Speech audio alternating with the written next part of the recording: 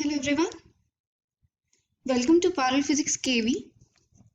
आज इस वीडियो में हम कुछ इम्पॉर्टेंट क्वेश्चंस डिस्कस करेंगे from the topic diffraction of light. Question number first is explain how the intensity of diffraction pattern changes as the order n of diffraction band varies. Diffraction band के अंदर जैसे जैसे हमारा order बढ़ता जाता है वैसे वैसे इंटेंसिटी कैसे चेंज होती है। Its answer is intensity of diffraction pattern drops rapidly with order n because every higher order maxima gets intensity only from 1 by 2n plus 1th part of the slit. This is my central maxima. This is my first order secondary maxima and this is my second order secondary maxima. Central maxima की intensity maximum होती है और जैसे ही हम उससे दूर जाते हैं on any of the sides, the intensity reduces rapidly. हमें सेंट्रल मैक्सिमा कब मिलता है? जब सारे के सारे सेकेंडरी वेवलेट सेम फेज में वाइब्रेट कर रहे हो। इसका मतलब there is no phase difference. तो पी पॉइंट पर हमारे पास मैक्सिमम इंटेंसिटी होगी because of the constructive interference. First order secondary maxima हमें कब मिलता है? जब हमारे पास जो पाथ डिफरेंस है वो 3/2 लैम्डा का है या फिर जो फेज डिफरेंस है वो 3 पाई का है। In that case these part of the waves will cancel out the effect of each other और हमारे पास इंटेंसिटी खाली 1/3 ऑफ द स्लिट से आएगी, इसलिए there is sudden decrease in intensity. Second order secondary maxima is obtained when there is path difference of 5/2 lambda और phase difference of 5 pi. In that case ये दोनों तो इफेक्ट आउट कैंसिल आउट कर देंगे तो हमारे पास इंटेंसिटी खाली इस पार्ट की वजह से बचेगी which is the 1/5 part of the slit. Therefore the intensity is even lesser. So this is why the intensity decreases in a diffraction pattern as we move away from the central maxima. Now let's come to the second question, which says diffraction is common in sound but not so common in light. Why? Diffraction हमें sound में आसानी से दिख जाता है लेकिन light में हम आसानी से ऑब्जर्व नहीं कर पाते। ऐसा इसलिए है, this is because the objects around us are much bigger in size as compare to the wavelength of visible light. Diffraction हमें तब देखने को मिलता है जब हमारे पास जो एपर्चर है या फिर ऑब्स्टिकल है that is almost of the order of wavelength of light.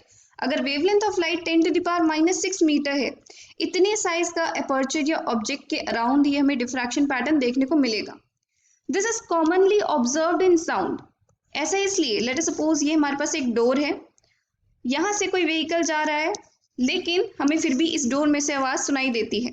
ऐसा इसलिए क्योंकि साउंड वेव्स के साइज के एपर्चर आसानी से मिल जाते हैं, साउंड वेव्स की वेवलेंथ ज्यादा होती है। तो डोर इज अप्रोक्सीमेटली उसका साइज के ही एपर्चर का होता है जिसकी वजह से हमें डिफ्रैक्शन इन साउंड वेव्स आसानी से देखने को मिलती है। बट लाइट की वेवलेंथ बहुत कम होने की वजह से हमें डिफ्रैक्शन आसानी से देखने को नहीं मिलता। Let's come to the third question, which says how is the width of central maxima in diffraction pattern of single slit affected if the whole apparatus is immersed in water? Justify your answer. अगर हम diffraction pattern वाले experimental setup को एक liquid में immerse कर देते हैं, let us suppose water में हमने इमर्स किया पूरे एपरेटस को, तो उस केस में हमारी विड्थ ऑफ सेंट्रल मैक्सिमा कैसे अफेक्ट होगी? देखो, सेंट्रल मैक्सिमा की जो विड्थ होती है that is given by 2 lambda d by a. A is the width of the slit, capital D is the distance between the slit and the screen, and lambda is the wavelength. Now we know V is equal to nu into lambda. जब हमने apparatus को water में immerse किया तो उस case में velocity of light decrease हो जाएगी तो वेवलेंथ भी डिक्रीज हो जाती है, फ्रीक्वेंसी सेम रहती है। इसका मतलब the new fringe width is equal to 2 lambda dash D upon a. यहाँ पर लैम्डा डैश हमारा डिक्रीज हो गया है, lambda dash is equal to lambda upon mu, जिसके बारे में हमने इंटरफेरेंस पैटर्न के क्वेश्चंस में डिस्कस किया था। So I can write it as 2 lambda d upon a into mu. Now this whole thing is the initial fringe width. इसका मतलब the new fringe width is equal to beta upon mu. What is the refractive index of water? It's 4/3. So I get 3/4 of beta. It means the width of the central maxima will reduce to 75% of its initial width. हमारा जो pattern है वो shrink हो जाएगा. Question number 4 says, how would the diffraction pattern due to a single slit be affected when the monochromatic source of light is replaced by white light? जब हम monochromatic source of light को white light से replace करते हैं तो हमारा diffraction pattern किस तरीके से change होता है?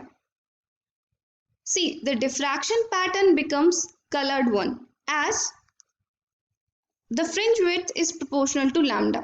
Wavelength की हमारी fringe width proportional होती है since beta is equal to 2 lambda d upon a for the central fringe. हमारा central fringe सबसे broad होता है. यहाँ पर red light का red fringe सबसे ज़्यादा broad होगा और violet light की fringe width सबसे कम होगी. यहाँ पर इस रीजन में सारे कलर्स ओवरलैप करेंगे, therefore we will get a bright white spot at the center. And as we move away, we will see the endings of various lights. हमें different कलर्स का सेपरेशन मिलेगा और बाद में इनके जो सेकेंडरी मैक्सिमास होंगे वो भी ओवरलैप करेंगे and the pattern will disappear later on. So the more dispersion is obtained for higher order spectra, which causes an overlapping of different colors. So this is what happens when we replace a monochromatic source of light with white light. Question number 5 says, a slit of width A is illuminated by red light of wavelength 6500 angstrom. For what value of small a will the first minimum fall at an angle of diffraction of 30 degree? And the second part says, the first maximum fall at an angle of diffraction of 30 degree. हमें वो slit width की value निकालनी है जिसमें जो first minima है वो कहाँ पर फॉल करना चाहिए, 30 डिग्री पर फॉल करना चाहिए. Now what is the condition for the first minima? Minima means it should be destructive interference, so the path difference that is a sin theta should be equal to n lambda. Now first minima means n is equal to 1, so it should be equal to lambda. So it means sin theta is equal to lambda upon a. हमें a की value निकालनी है, a is equal to lambda upon sin theta. Wavelength हमें दे रखी है light की 6500 angstrom. I'll convert it into meters and divide it by sin of 30 degree. And on solving, I get the answer as 1.3 micrometer. This should be the width of the slit. Now in second case, हमें first maxima की condition put करनी पड़ेगी. This is the condition for constructive interference in diffraction pattern. यहाँ पर n की value अगर हम 1 रखते हैं, we get 3 lambda upon 2. So I get the value of a as 3 by 2 lambda upon sin theta. So it's equal to 3 by 2. And on solving this, I get the answer as 1.95 micrometer. So these are my answer. Let's move to the next question. Question number 6 says, the wavelengths of two sodium lights of 590 nanometer and 596 nanometer are used in turn to study the diffraction taking place at a single slit of aperture 2 into 10 to the power minus 6 meter.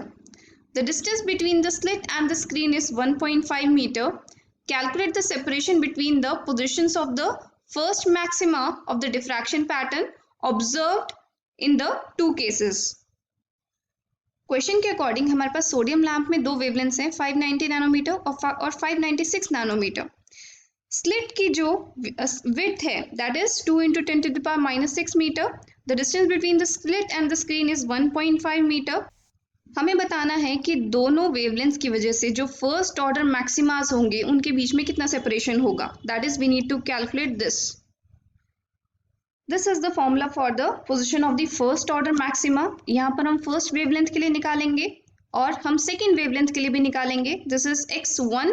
x21 denotes the first order maxima of the second wavelength. That will also be equal to 3 by 2 lambda 2 d by a. And then we'll subtract the 2.